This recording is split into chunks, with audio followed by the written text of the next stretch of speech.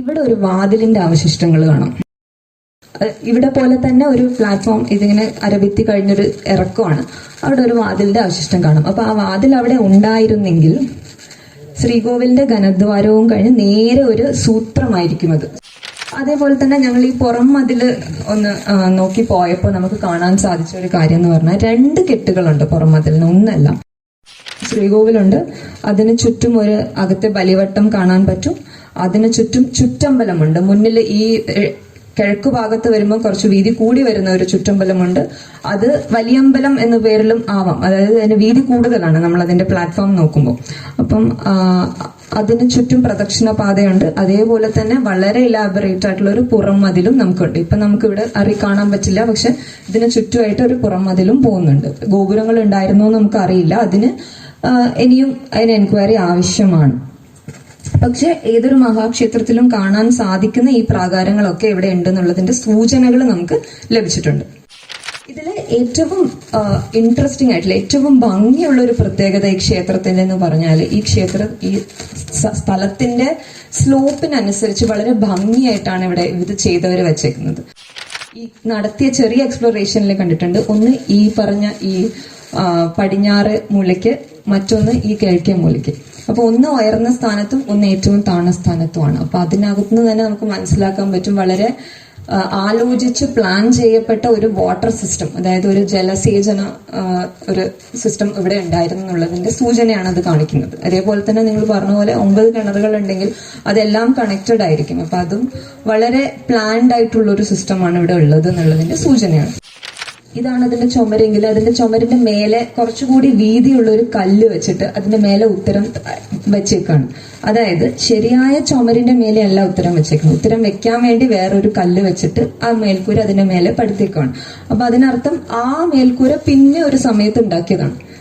വാൾ thickness, അതായത് ചുമരിന്റെ വീതി നമ്മൾ നോക്കുവാണെങ്കിൽ ഒന്ന് 10.6 ഇഞ്ചാണ്, മറ്റത് 14.4 ഇഞ്ചാണ്. ഏകദേശം 5 ഇഞ്ചോളം വ്യത്യാസം വരുന്നുണ്ട് കല്ലിന്റെ കെട്ടിന്. അതിനർത്ഥം ഈ പുറത്തേക്ക് നിൽക്കുന്ന ഒരു ഭാഗം ഇതിൽ നിന്നും വേറെ തന്നെയാണ്, വേറൊരു എക്സ്ട്രാ എഡിഷൻ ആയിട്ട് ചെയ്തൊരു ഭാഗമാണെന്ന് നമുക്ക് മനസ്സിലാവും. പുരാവസ്തു വകുപ്പിലെ ഏറ്റവും പ്രശസ്തരായ ചിലരുടെ സാന്നിധ്യമുണ്ട്. ഈ ക്ഷേത്രാങ്കണം പവിത്രമായിക്കൊണ്ടിരിക്കുകയാണ്. പത്മശ്രീ കെ മുഹമ്മദും അദ്ദേഹത്തിന്റെ പുരാവസ്തു ഗവേഷണ സംഘത്തിലെ സാങ്കേതിക വിദഗ്ധന്മാരും ഇവിടെ എത്തിച്ചേർന്നിട്ടുണ്ട്. ഒപ്പം അവരുടെ സന്ദർശനം അറിഞ്ഞുകൊണ്ട് കേരളത്തിലെ തന്നെ മ്യൂറൽ ആർട്ടിസ്റ്റുമാരായ ഒരു കൂട്ടം നമ്മുടെ ചിത്രാധ്യാപകൻ സുബകൃഷ്ണ മാഷുടെ നേതൃത്വത്തിൽ ഇവിടെ എത്തിച്ചേർന്നിട്ടുണ്ട്. നമ്മൾ ഈ കുറച്ചു നേരം ക്ഷേത്രത്തിനെ കുറിച്ചും ക്ഷേത്രത്തിന് ഒരുപക്ഷെ നമുക്കറിയാത്ത ഒരുപാട് പ്രത്യേകതകളെ കുറിച്ചും അറിയാനുള്ള ഒരു ശ്രമമാണ് നടക്കുന്നത്. ആദ്യമായൊരു ഡോക്യുമെന്ററി പ്രസന്റേഷനാണ്. കഴിഞ്ഞ കുറേ ദിവസങ്ങളായി ഒരു തപസ്യ പോലെ ഈ ക്ഷേത്രത്തിനകത്തും പുറത്തുമായിട്ട് ചിലവഴിച്ച അഞ്ജലി ചെറിയ സമയം കൊണ്ട് തയ്യാറാക്കിയ ഒരു ഡോക്യുമെന്ററി ഇവിടെ നിങ്ങൾക്ക് മുമ്പിൽ പ്രദർശിപ്പിക്കുകയാണ്. അത് ഡെമോൺസ്ട്രേഷനാണ്. അതിന് ചില വിവരണങ്ങൾ കൂടി അഞ്ജലി നൽകുകയാണ്. നാട്ടുകാർക്ക് വേണ്ടി, ഭക്തജനങ്ങൾക്ക് വേണ്ടി അഞ്ജലി അതിനായി ക്ഷണിക്കുന്നു. എല്ലാവർക്കും നമസ്കാരം. ഞങ്ങളിവിടെ 3 പേരുണ്ടായിരുന്നു, ഞാൻ മാത്രമല്ല. എൻ്റെ കൂടെ പാർവതി, രാഹുൽ എന്ന് പറഞ്ഞാൽ നിങ്ങൾക്ക് പലർക്കും അറിയുന്നുണ്ടാവും. അവരിവിടെ ഇതിന്റെ ഡോക്യുമെന്റേഷൻ ചെയ്യുമ്പോൾ ഇവിടെ 6 ദിവസത്തോളം ഉണ്ടായിരുന്നു. അപ്പം ഞങ്ങളുടെ എല്ലാവരുടെയും ഒരു ടീം വർക്കാണ്. ഇത്രയും പ്രാധാന്യമുള്ള ഒരു ക്ഷേത്രത്തിന്റെ ജീർണോദ്ധാരണം ഏറ്റെടുക്കുമ്പോൾ ആ ക്ഷേത്രം ഇന്ന് എന്താണ് എന്നുള്ളത് അറിയുക എന്നത് വളരെ പ്രാധാന്യം അർഹിക്കുന്ന ഒരു കാര്യമാണ്. അപ്പൊ അതിന് മുന്നോട്ട് വന്ന അതിന്റെ തനതായ രീതിയിൽ പാരമ്പര്യം എല്ലാം ഉൾക്കൊണ്ട് അതിനെ പുതുക്കണം എന്ന് മനസ്സിലാക്കി മുന്നോട്ട് വന്ന ക്ഷേത്ര കമ്മിറ്റി വലിയ അഭിനന്ദനം അർഹിക്കുന്നു. കാരണം ഇപ്പോൾ നമുക്ക് കാണാൻ പറ്റും പല അമ്പലങ്ങളും പുതുക്കുകയും ചെയ്യുന്നത് വളരെ ഒരിക്കലും നമുക്ക് എക്സാമ്പിൾ ആക്കാൻ പറ്റാത്ത രീതിയിലാണ്. അപ്പൊ ഇപ്പൊ അതിന്റെ പ്രാധാന്യം ഉൾക്കൊണ്ട് അതിന്റെ ആർക്കിയോളജിക്കലി ആയാലും അതിന്റെ ഹിസ്റ്റോറിക്കലി ആയാലും ഉള്ള പ്രാധാന്യം മനസ്സിലാക്കി ഇങ്ങനെ ഒരു ഉദ്യമത്തിന് വന്ന അതിന്റെ ഭാരവാഹികൾ എന്തായാലും അഭിനന്ദനം അർഹിക്കുന്നു. അപ്പൊ അതിന്റെ ആദ്യ പടി എന്ന രീതിയിൽ എന്താണ് അമ്പലം എന്നത് മനസ്സിലാക്കാൻ വേണ്ടി ഒരു ആർക്കിടെക്ചറൽ ഡോക്യുമെന്റേഷൻ, വാസ്തുവിദ്യ രേഖാചിത്രം തയ്യാറാക്കുകയാണ് ഞങ്ങൾ ചെയ്തത്. അപ്പൊ അത് ചെയ്തപ്പോൾ നമ്മൾക്ക് കാണാൻ സാധിച്ച വളരെ ചെറിയ ചെറിയ ചെറിയ കാര്യങ്ങൾ, സൂചനകൾ, അത് നിങ്ങളുമായിട്ട് പങ്കുവെക്കുക എന്നുള്ളതാണ് ഈ ഒരു പ്രസന്റേഷന്റെ ഉദ്ദേശം. നിങ്ങളുടെ ക്ഷേത്രത്തിന് നിങ്ങളോളം വേറെ ആർക്കും അറിയാൻ പറ്റില്ല, പക്ഷെ എന്നാൽ പോലും ഞങ്ങൾ കണ്ട ചില കാര്യങ്ങൾ നിങ്ങളുമായിട്ട് പങ്കുവെക്കുക, അത്ര മാത്രമേ ഉള്ളൂ. അപ്പൊ ഏതൊരു ക്ഷേത്രം പുനരുദ്ധരിക്കുകയാണെങ്കിലും ജീർണോദ്ധാരണം എന്ന് പറയുന്ന ഒരു പ്രക്രിയ, തന്ത്രസമുച്ചയം എന്ന വളരെ വിശിഷ്ടമായ ഗ്രന്ഥത്തിൽ പറഞ്ഞത് പ്രകാരം ജീർണോദ്ധാരണത്തിന് പല രീതിയിൽ നമുക്ക് ചെയ്യാൻ ഉള്ള ഓപ്ഷനുകളുണ്ട്. അപ്പൊ അതനുസരിച്ച് ഞാൻ ഇതിനു മുന്നേ ഭാഗമായ തൃശ്ശൂരിലെ വളരെ പ്രസിദ്ധമായ ശ്രീ വടക്കുന്നാഥ ക്ഷേത്ര പുനരുദ്ധാരണത്തിന്റെ ചില സ്ലൈഡുകൾ കൂടി ഞാൻ ഉൾപ്പെടുത്തിയിട്ടുണ്ട്. അത് എങ്ങനെയാണ് ചെയ്തത്, യുനെസ്കോയുടെ അംഗീകാരം കിട്ടിയ ഒരു പുനരുദ്ധാരണ പ്രൊജക്റ്റാണത്. അപ്പൊ അവിടെ ഞങ്ങൾ എന്തൊക്കെയാണ് ചെയ്തത് എന്നുള്ളതിന്റെ കുറച്ച് കാര്യങ്ങളും കൂടി ഇവിടെ ഉൾപ്പെടുത്തിയിട്ടുണ്ട്. കാരണം അതൊരു നല്ല ഒരു ഉദാഹരണമായിരുന്നു കേരളത്തിലെ ഒരു ക്ഷേത്രം എങ്ങനെ പുനരുദ്ധരിക്കാം എന്നുള്ളതിനെ പറ്റിയിട്ട്. അപ്പൊ അത് ഇവിടെയും കൂടി ഗുണം ചെയ്യും എന്നുള്ളത് കൊണ്ട് അതും കൂടി ഉൾപ്പെടുത്തിയിട്ടുണ്ട്. അപ്പം ആദ്യമായിട്ട് നമ്മൾ മനസ്സിലാക്കേണ്ട ഒരു കാര്യം, ഞാൻ പറഞ്ഞതുപോലെ ഏതൊരു പൈതൃക സമ്പത്താണെങ്കിലും അതിന്റെ ഇന്നത്തെ അവസ്ഥ എന്താണെന്ന് മനസ്സിലാക്കുക എന്നുള്ളത്. അതായത് അണ്ടർസ്റ്റാൻഡിങ് ദ എക്സിസ്റ്റിംഗ് സ്റ്റേറ്റ്, ഇപ്പോഴുള്ള അവസ്ഥ എന്താണെന്ന് മനസ്സിലാക്കുക. അതിന്റെ ആദ്യ പടിയാണ് ഞങ്ങൾ ഇവിടെ ചെയ്ത ഡോക്യുമെന്റേഷൻ. അപ്പൊ ഇതാണ് ഇതിന്റെ ക്ഷേത്രത്തിന്റെ ഒരു ആകാശ ദൃശ്യം എന്ന് പറയുന്നത്. അപ്പൊ ഇതാണ് ഞങ്ങൾ തയ്യാറാക്കിയ ഇതിന്റെ ഒരു രേഖാചിത്രത്തിന്റെ ചില ഭാഗങ്ങള്. അപ്പൊ ഈ കാണുന്നത് സുബ്രഹ്മണ്യന്റെ ശ്രീകോവിലും അതിനു ചുറ്റുമുള്ള പ്രാകാരങ്ങളുമാണ്. ഇപ്പൊ ഓരോ അളവും എടുത്ത് വരച്ചുണ്ടാക്കിയതാണിത്. നിങ്ങൾക്ക് മുന്നോട്ടുള്ള ഒരു പുനരുദ്ധാരണ പ്രവർത്തനത്തിന് ഇത് ഒരുപാട് സഹായം ചെയ്യും. അതേപോലെ തന്നെ ഓരോന്നിന്റെയും മേൽക്കൂര എങ്ങനെയാണെന്നുള്ളത്, ചിലത് ഓടാണ്, ചിലത് ചെമ്പ് പതിച്ചതാണ്. അപ്പം അതിന്റെ ഒരു ചിത്രമാണ് നിങ്ങളിപ്പോ കാണുന്നത്. സുബ്രഹ്മണ്യൻ ശ്രീകോവിലിന്റെ രേഖാചിത്രമാണിത്. അതേപോലെ തന്നെ സുബ്രഹ്മണ്യൻ ശ്രീകോവില് നമസ്കാര മണ്ഡപം, വിഷ്ണു ശ്രീകോവില് അതിന്റെ നമസ്കാര മണ്ഡപം. ഇത് ക്ഷേത്രത്തിന്റെ കിഴക്ക് വടക്കായിട്ട്, കിഴക്ക് തെക്ക്, പടിഞ്ഞാറ്, വടക്ക് തെക്ക് എന്നുള്ളതിന്റെ ഒരു പരിച്ഛേദമാണ്, കട്ട് ചെയ്തിട്ടുള്ള ഒരു വ്യൂ ആണ്. എങ്ങനെ ഉള്ളില് കഴുക്കോൽ എങ്ങനെയാണ്, കഴുക്കോൽ കെട്ട് എങ്ങനെയാണ്, അതിന്റെ ഓരോ ചുമരിന്റെയും തിക്നെസ്, അതായത് അതിന്റെ വീതി എത്രയാണെന്നുള്ളതൊക്കെ, അങ്ങനത്തെ ഡീറ്റെയിൽസ് ഒക്കെ മനസ്സിലാക്കാനുള്ള ഒരു രേഖാചിത്രമാണിത്. ഇത് സുബ്രഹ്മണ്യൻ ശ്രീകോവിലിന്റെ 4 ഭാഗത്തു നിന്നുമുള്ള വ്യൂ ആണ്. ഒന്ന് കിഴക്ക്, പടിഞ്ഞാറ്, വടക്ക്, തെക്ക് എന്ന് പറയുന്നത് നമ്മുടെ മ്യൂറൽസ് ഉള്ള ആ ബേസ് അടക്കം ഉള്ള എല്ലാ ഡീറ്റെയിൽസും എടുത്തിട്ടുള്ള ഒരു വ്യൂ ആണ്. നമുക്ക് കാണാൻ പറ്റും, ഏതൊരു മഹാക്ഷേത്രത്തിലും കാണാൻ സാധിക്കുന്നത് പോലെ എല്ലാ ഭാഗങ്ങളും താഴെ മുതൽ മേലെ വരെ എടുത്തു കഴിഞ്ഞാൽ പാദുകം, ഏറ്റവും താഴെ പാദുകം, അതിനു മേലെ ജഗതി, കുമുദം, തറ, വേദിക, തോരണം, ഭിത്തിക്കാല്, പഞ്ചരം, ഘനദ്വാരം, ദ്വരപഞ്ചരം, നാസിക, ഇത്രയും ഭാഗങ്ങൾ ഇവിടുത്തെ ശ്രീകോവിലിന്റെ ഭാഗങ്ങളായിട്ട് കാണാൻ സാധിക്കും നമുക്കിവിടെ. അപ്പൊ ഇത് വടക്ക് ഭാഗത്തെ ഒരു വ്യൂ ആണ്. നമ്മുടെ സുബ്രഹ്മണ്യൻ ശ്രീകോവിലിന്റെ വടക്ക് ഭാഗത്തെ വ്യൂ ആണ്. അപ്പൊ ഇതിനകത്ത് ഈ പറഞ്ഞ എല്ലാ ഭാഗങ്ങളും നമുക്ക് കാണാൻ സാധിക്കും, ഏതൊരു മഹാക്ഷേത്രത്തിലെയും പോലെ. ഇത് നെയ്യമൃത് മഠത്തിന്റെ ഒരു രേഖാചിത്രമാണ്. അതിന്റെ പ്ലാൻ, സെക്ഷൻ, എലിവേഷൻ എല്ലാം ഉണ്ട്. അതേപോലെ തന്നെ ഓരോ ഷ്രൈനിന്റെയും കഴുക്കോൽ കെട്ട്, എങ്ങനെയാണ് കഴുക്കോൽ പോകുന്നത്, പലതരത്തിലുള്ള കഴുക്കോലുണ്ട്. കോടിക്കഴുക്കോലുണ്ട്, അലസി കഴുക്കോലുണ്ട്, മോന്തായമുണ്ട്. അതെങ്ങനെയാണ് പോകുന്നത് എന്നുള്ളതിന്റെ കാരണം, ഇതെങ്ങനെയാണ് ഉപകരിക്കുക എന്ന് വെച്ചാൽ, നമ്മള് ഒരു ശ്രീകോവിൽ എടുത്തു കഴിഞ്ഞാൽ അതിന് മുഴുവനായിട്ട് നമ്മൾ റിനോവേറ്റ് ചെയ്യേണ്ട ആവശ്യമില്ല.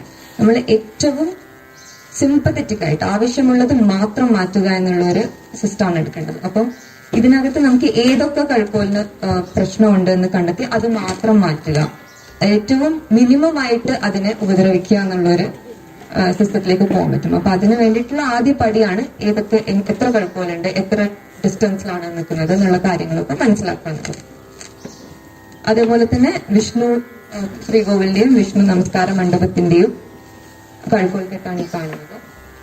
ഇത് തിടപ്പള്ളി, അതേപോലെ ഇപ്പോഴത്തെ ഓഫീസ്, അതിന്റെ കഴുക്കോൽ കെട്ടാണ്. ഇത്രയൊക്കെയാണ് ഞങ്ങൾ ചെയ്ത രേഖാചിത്രത്തിന്റെ ഒരു മുഴുവൻ രൂപം. ഇതിനകത്ത് ഞങ്ങൾക്ക് മനസ്സിലായ ചെറിയ ചെറിയ കാര്യങ്ങളാണ് ഇനി സംസാരിക്കാൻ പോകുന്നത്. ഒന്ന്, ഈ നിങ്ങൾ തന്നെ ഇവിടെയുള്ള ആൾക്കാർ തന്നെ പറഞ്ഞിട്ടുള്ളതനുസരിച്ച് നമുക്ക് ഈ ഒരു ക്ഷേത്രക്കെട്ടിന്റെ ചുറ്റും ഏകദേശം 9ഓളം കിണറുകൾ ഉപയോഗിക്കാത്തതായിട്ട് കാണാൻ സാധിക്കും. അപ്പൊ അത് ഒന്ന് സൂചിപ്പിക്കുന്നത് പല കാലങ്ങളിലായിട്ട് ഇവിടെ വളരെ ഫ്ലറിഷിംഗ് ആയിട്ടുള്ള ഒരു സെറ്റിൽമെന്റ് ഉണ്ടായിരുന്നു. ആൾക്കാർ നല്ല ഇതായിട്ട് അടുത്ത് തന്നെ താമസിച്ചിരുന്ന ഒരു അവസ്ഥ ഉണ്ടായിരുന്നു എന്നുള്ളതാണ് മനസ്സിലാക്കാൻ സാധിക്കുന്നത്. അപ്പം നമുക്ക് ഒരു ക്ഷേത്രത്തിന് ചുറ്റും എടുത്താൽ അതിന് ഏറ്റവും അടുത്ത് താമസിക്കുന്നത് ആ ക്ഷേത്രത്തിന് സർവീസ് ചെയ്യുന്ന ആൾക്കാരായിരിക്കും. തന്ത്രി, അതേപോലെ ബ്രാഹ്മിൻ സമൂഹം, അതേപോലെ തന്നെ കഴകക്കാര് എന്ന് പറയുന്നത്. നമ്മൾ ആ ക്ഷേത്രത്തിന് ചുറ്റുമുള്ള മൂന്നോ നാലോ വൃത്തങ്ങളെ കൺസിഡർ ചെയ്താൽ ആ വൃത്തങ്ങളിൽ താമസിക്കുന്നത് ആ ക്ഷേത്രത്തിനോട് ബന്ധം കണക്കാക്കിയിട്ടുള്ള, ആദ്യത്തെ വൃത്തത്തിനകത്ത് ക്ഷേത്രത്തിനോട് ഏറ്റവും അടുത്ത് ബന്ധമുള്ള ആൾക്കാർ, രണ്ടാമത്തെ വൃത്തത്തിനടുത്ത് അതിന് കുറച്ച് ഒരു ഹൈറാർക്കി ബേസ് ചെയ്തിട്ടായിരിക്കും അത് കാണാൻ സാധിക്കുക.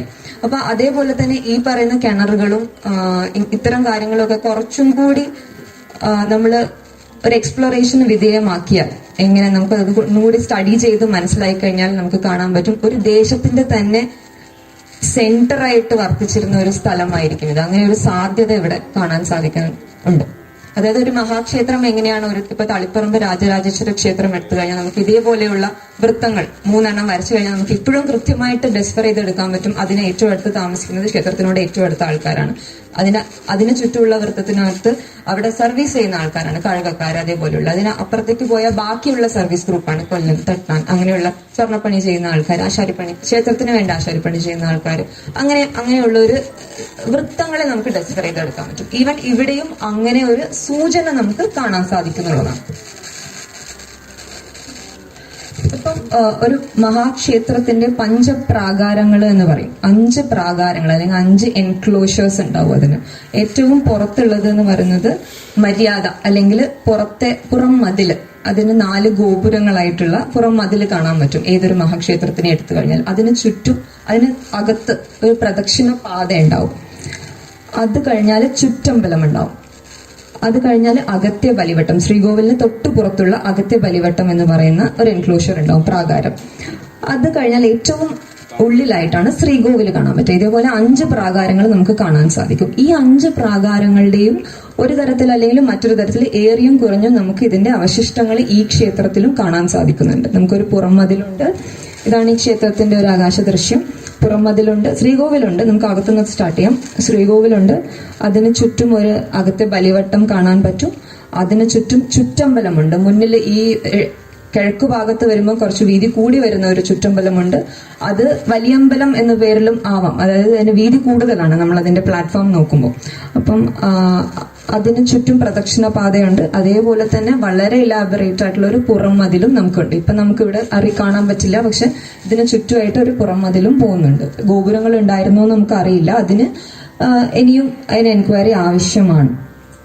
പക്ഷെ ഏതൊരു മഹാക്ഷേത്രത്തിലും കാണാൻ സാധിക്കുന്ന ഈ പ്രാകാരങ്ങളൊക്കെ ഇവിടെ ഉണ്ടെന്നുള്ളതിന്റെ സൂചനകൾ നമുക്ക് ലഭിച്ചിട്ടുണ്ട്.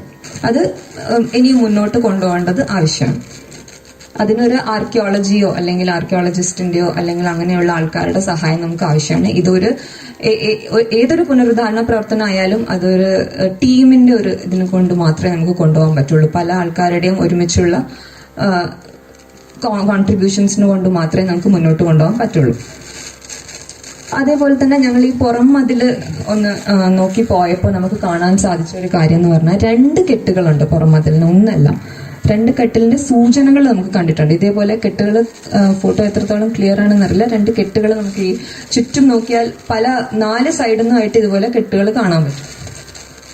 അപ്പൊ ഏകദേശം ഇങ്ങനെയാണ് ഞങ്ങൾ അതിനെ മനസ്സിലാക്കുന്നത്. അതായത് ഒരു കെട്ടുണ്ട്, പിന്നെ ഒരു കിടങ്ങ് പോലെ കാണാം, പിന്നെ അടുത്ത കെട്ട് കാണാൻ സാധിക്കും. പക്ഷെ അതിന്റെ ഉയരം എന്ന് പറയുന്നത് വളരെ കുറവാണ്. അപ്പൊ നമുക്ക് എങ്ങനെ ആയിരുന്നു അത് എന്നുള്ളതിന്റെ, ആനമതിലാണോ അങ്ങനെയാണെന്നുള്ളതിന്റെ ഒരു സൂചന ഇതുവരെ കിട്ടിയിട്ടില്ല. പക്ഷെ അതിനെ ഒരു ആർക്കിയോളജി തലത്തിൽ നിന്ന് എക്സ്കവേഷനോ അല്ലെങ്കിൽ എന്തെങ്കിലും ചെയ്തു കഴിഞ്ഞാൽ നമുക്കത് മനസ്സിലാക്കാൻ സാധിക്കുന്നതാണ്. ഇതിൽ ഏറ്റവും ഇൻട്രസ്റ്റിംഗ് ആയിട്ടുള്ള ഏറ്റവും ഭംഗിയുള്ള ഒരു പ്രത്യേകത ഈ ക്ഷേത്രത്തിന്റെ എന്ന് പറഞ്ഞാൽ ഈ സ്ഥലത്തിന്റെ സ്ലോപ്പിനനുസരിച്ച് വളരെ ഭംഗിയായിട്ടാണ് ഇവിടെ ഇത് ചെയ്തവർ വെച്ചേക്കുന്നത്. നമ്മൾ ഈ മതിലിന്റെ പടിഞ്ഞാറെ മതിൽ നോക്കിക്കഴിഞ്ഞാൽ കാണാൻ പറ്റും. ആ പടിഞ്ഞാറെ മതിൽ കഴിഞ്ഞാൽ ഒരു ഉയർച്ചയാണ്, വേറൊരു തട്ടാണ്. അതേപോലെ തന്നെ ഈ കിഴക്കേ മതിൽ കഴിഞ്ഞാൽ കാണാൻ പറ്റും നമുക്കതൊരു താഴ്ചയാണ്. അപ്പൊ രണ്ട് തട്ടിന്റെ ഇടയിൽ വളരെ ഭംഗിയായിട്ട് ഈ ക്ഷേത്രം വെച്ചേക്കുവാണ് ഇത് ചെയ്ത ആൾക്കാർ. അതേപോലെ തന്നെ രണ്ട് കിണറുകൾ നമ്മൾ ഈ നടത്തിയ ചെറിയ എക്സ്പ്ലോറേഷനിൽ കണ്ടിട്ടുണ്ട്. ഒന്ന് ഈ പറഞ്ഞ ഈ പടിഞ്ഞാറ് മൂലയ്ക്ക്, മറ്റൊന്ന് ഈ കിഴക്കേ മൂലയ്ക്ക്. അപ്പൊ ഒന്ന് ഉയർന്ന സ്ഥാനത്തും ഒന്ന് ഏറ്റവും താഴ്ന്ന സ്ഥാനത്തുമാണ്. അപ്പൊ അതിനകത്തുനിന്ന് തന്നെ നമുക്ക് മനസ്സിലാക്കാൻ പറ്റും വളരെ ആലോചിച്ച് പ്ലാൻ ചെയ്യപ്പെട്ട ഒരു വാട്ടർ സിസ്റ്റം, അതായത് ഒരു ജലസേചന ഒരു സിസ്റ്റം ഇവിടെ ഉണ്ടായിരുന്നു എന്നുള്ളതിന്റെ സൂചനയാണ് അത് കാണിക്കുന്നത്. അതേപോലെ തന്നെ നിങ്ങൾ പറഞ്ഞ പോലെ 9 കിണറുകൾ ഉണ്ടെങ്കിൽ അതെല്ലാം കണക്റ്റഡ് ആയിരിക്കും. അപ്പൊ അതും വളരെ പ്ലാൻഡ് ആയിട്ടുള്ള ഒരു സിസ്റ്റമാണ് ഇവിടെ ഉള്ളത് എന്നുള്ളതിന്റെ സൂചനയാണ്. അപ്പൊ ഇപ്പൊ ഈ കാണുന്നത് മാത്രമല്ല, ഈ പുറംമതിലും ഈ കിണറുകളും എല്ലാം ഈ അമ്പലത്തിന്റെ കെട്ടിന്റെ ഒരു ഭാഗമാണെന്ന് തന്നെ നമുക്ക് മനസ്സിലാക്കാൻ സാധിക്കുന്നതാണ്.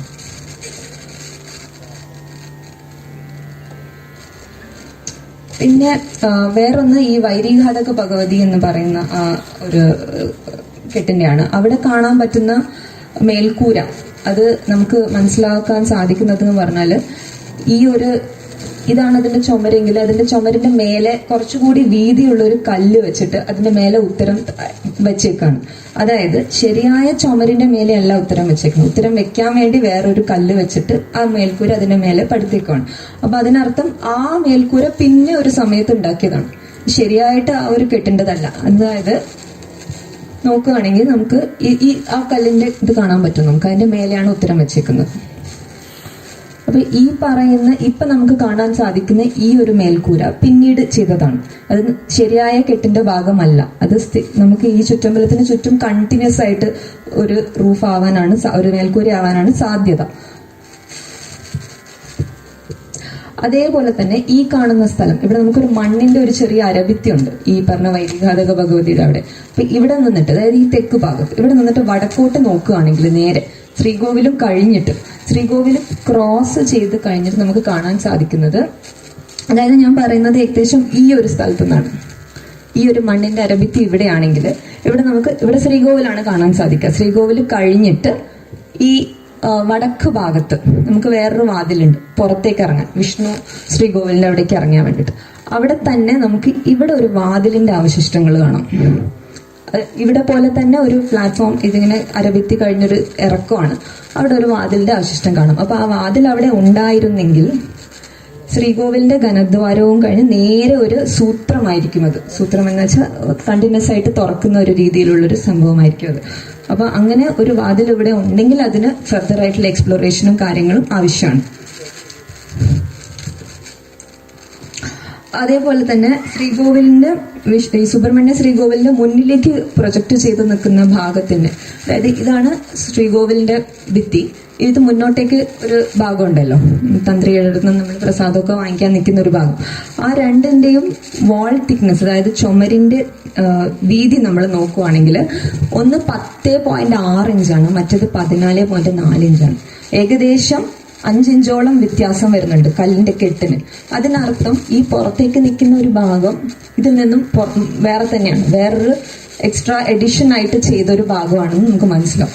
അതേപോലെ തന്നെ ഈ ഫോട്ടോസ് നോക്കി നമുക്ക് കാണാൻ പറ്റും, ഈ നേരത്തെ കാണിച്ച എല്ലാ ഭാഗങ്ങളും നമുക്ക് നാസിക മുതൽ പാതകം വരെയുള്ള ഭാഗങ്ങളുള്ള ഒരു അത്രയും കോംപ്ലിക്കേറ്റഡ് അല്ല ഈ ഒരു കെട്ട്.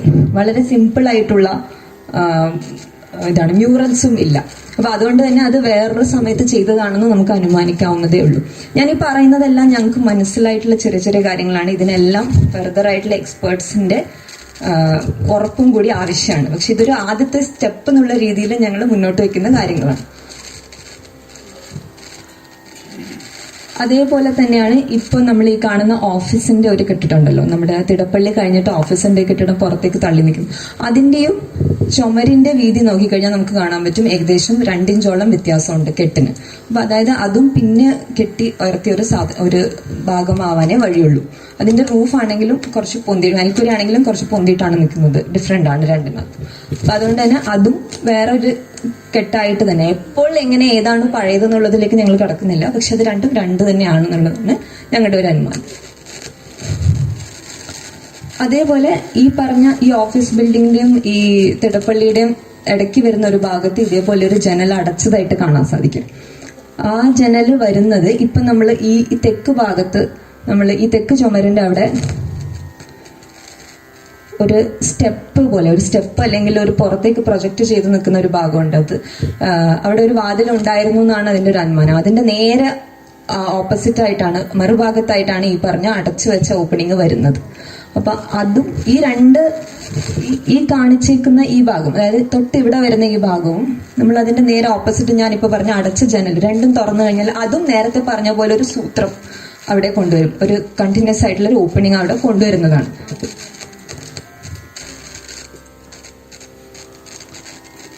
അപ്പോൾ ഇതാണ് ഈ കാണിച്ചതാണ് ആ സ്ഥലം. അവിടെ ഒരു എക്സ്കവേഷനോ എക്സ്പ്ലോറേഷനോ എന്താണെന്നുള്ളത് നമ്മൾ കൂടി ഇരുന്ന് ആലോചിച്ച് തീരുമാനിക്കേണ്ടതാണ്. പക്ഷെ അവിടെ ഇത് പറഞ്ഞ പോലെ ഒരു ശ്രദ്ധ ആവശ്യമാണ് നമ്മൾ പുനരുദ്ധാരണം മുന്നോട്ട് കൊണ്ടുപോകുമ്പോൾ. അതേപോലെ തന്നെ നമ്മുടെ ഈ നമസ്കാര മണ്ഡപത്തിൽ നിന്ന് ഈ ഭാഗത്തേക്ക് കയറുന്ന സ്ഥലത്ത് അവിടെ ആയിരുന്നു പണ്ടത്തെ തിടപ്പള്ളി എന്നുള്ളൊരു ഒന്ന് പറയുന്നത് കേൾക്കാം. അപ്പം ഇപ്പോൾ ഉള്ള തിടപ്പള്ളിയുടെ നേരെ ഓപ്പോസിറ്റ് ആയിട്ടുള്ള ഭാഗത്ത് നമുക്ക് ഇപ്പോൾ ഉള്ള തിടപ്പള്ളിയിലേക്ക് പോകാൻ ഒരു ചെറിയ കെട്ടുണ്ട് മേൽക്കൂരയോട് കൂടിയിട്ട്. അപ്പൊ അതേപോലെ തന്നെ കാണാൻ സാധിക്കുന്ന ഒരു ചെറിയ തറ നമുക്ക് ഇവിടെ ഉണ്ട്. അപ്പൊ ഇവിടെ തിടപ്പള്ളി പോലൊരു സ്ട്രക്ചർ ആയിരിക്കാം മുന്നേ എന്നുള്ളതിന്റെ ഒരു സൂചനയാണ്. അപ്പൊ ഈ സ്ഥലത്തും നമുക്കൊരു ശ്രദ്ധ വേണ്ടതാണ്. അത് എന്താണ്, എവിടെയാണ്, എങ്ങനെയാണെന്നുള്ളത് മനസ്സിലാക്കാൻ വേണ്ടിയിട്ട്. അപ്പോൾ അതാണ് വേറൊരു കാര്യം നമ്മൾ കണ്ടെത്തിയത്. പിന്നെ അതേപോലെ തന്നെ മ്യൂറൽസ്, ഇവിടുത്തെ ചുമർ ചിത്രങ്ങൾ, അതിനെപ്പറ്റി ആധികാരികമായി സംസാരിക്കാൻ ഞാൻ ആളല്ല. പക്ഷെ എങ്കിൽ പോലും അവിടുത്തെ നമ്മൾ ഡോക്യുമെന്റേഷൻ ചെയ്യുന്നതിന്റെ ഇടയിൽ ഞങ്ങൾ കണ്ടതനുസരിച്ച് പല സമയത്തായിട്ട് ഈ മ്യൂറൽസ് പുതുക്കിയതിന്റെ സൂചനകളുണ്ട്. അതിന്റെ ബേസ് തന്നെയാണെങ്കിലും ഈ ലാറ്ററൈറ്റ് അല്ലാത്ത ഒരു നിർമ്മിതി സാമഗ്രി കൊണ്ട് അത് പുതുക്കിയതായിട്ട്, അതായത് എഡിഷൻസ് ആയിട്ടുള്ള കാര്യങ്ങൾ കാണാൻ സാധിക്കും. അപ്പൊ അതെനിക്ക് തോന്നുന്നു അത് ഈ പറഞ്ഞ പോലെ ആർട്ട് കൺസർവേഷനോ അല്ലെങ്കിൽ ആർക്കിയോളജിയുടെ തന്നെ മ്യൂറൽ കെമിക്കൽ കോൺസർവേഷൻ വിങ്ങോ അങ്ങനെ ആരെങ്കിലും ഇടപെട്ടിട്ട് അതിലും ഒരു ഫർദർ സ്റ്റഡി ചെയ്യാനുള്ള ഒരു പൊട്ടൻഷ്യൽ അവിടെ ഉണ്ട് എന്നുള്ളതാണ്. അപ്പൊ ഇത്രയാണ് ഞങ്ങളുടെ കണ്ടെത്തിയ ചില ചെറിയ കാര്യങ്ങൾ. ഇതിലും ഒരുപാട് കാര്യങ്ങൾ ഉണ്ടാവും. ചിലപ്പോൾ നിങ്ങൾക്കാർക്കും ഇതിലും കൂടുതൽ അമ്പലത്തിനെ അറിയാൻ സാധിക്കുന്നത്. ഞങ്ങൾ വെറും 6 ദിവസം ഇവിടെ ഉണ്ടായിരുന്നതിൽ നിന്നുള്ള ഒബ്സർവേഷൻസ് മാത്രമാണിത്. അപ്പൊ നമ്മൾ ഇത്രയും ഡോക്യുമെന്റേഷൻ ചെയ്ത് കഴിഞ്ഞു. ഇനി നമ്മൾ ചെയ്യേണ്ടത് ഇതിന്റെ അവസ്ഥയുടെ വിശദമായ ഒരു വിലയിരുത്തലാണ്. ഡീറ്റെയിൽഡ് കണ്ടീഷൻ അസസ്മെന്റ് എന്ന് പറയും. എവിടെയൊക്കെയാണ് കുഴപ്പങ്ങളുള്ളത്, എവിടെയൊക്കെയാണ് നമ്മൾ ശരിക്കും മാറ്റേണ്ടത്. ഈ അമ്പലം മൊത്തമായിട്ട് നമുക്ക് പൊളിച്ചങ്ങൾ പണിയാൻ പറ്റില്ല. അപ്പൊ വളരെ സിമ്പത്തറ്റിക് ആയിട്ട് വേണം ഇതിനെ നമുക്ക് സമീപിക്കാൻ വേണ്ടിയിട്ട്. അപ്പൊ എവിടെയാണ് പ്രശ്നങ്ങൾ ഉള്ളത് എന്ന് മനസ്സിലാക്കുന്ന ഒരു കണ്ടീഷൻ അസസ്മെന്റ് ആണ് നമ്മൾ ഇനി ചെയ്യേണ്ടത്. ഏത് കല്ലിനാണ് പ്രശ്നം, അല്ലെങ്കിൽ ഏത് മരത്തിന്റെ ഏത് കഴുക്കോലിനാണ് പ്രശ്നം എന്നുള്ളത് വളരെ ഡീറ്റെയിൽഡ് ആയിട്ട് നമ്മൾ അതിനെ മനസ്സിലാക്കിയിട്ട് അതിന്റെ ഒരു ഡ്രോയിങ് ഉണ്ടാക്കുക എന്നുള്ളതാണ്.